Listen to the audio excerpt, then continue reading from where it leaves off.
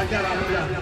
Cuman di sini kami minta maaf ya sebesar-besarnya lagi kepada bapak-bapak, ibu-ibu semua khususnya warga 025 karena pembagian hadiah ini barangkali tidak memuaskan.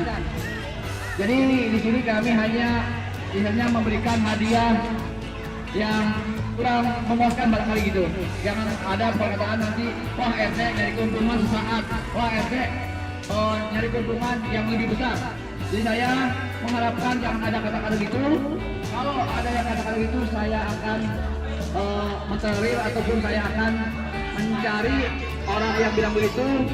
Saya akan meletakkan jabatannya untuk silakan bulan depan atau bulan depan untuk mengurusinya sebagai RT ataupun sebagai kepanitiaan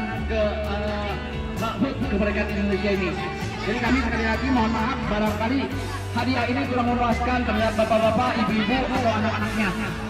Hanya inilah yang dapat saya sampaikan, kurang lebihnya kami mohon maaf. Bila hitam wal hidayah. Assalamualaikum warahmatullahi wabarakatuh.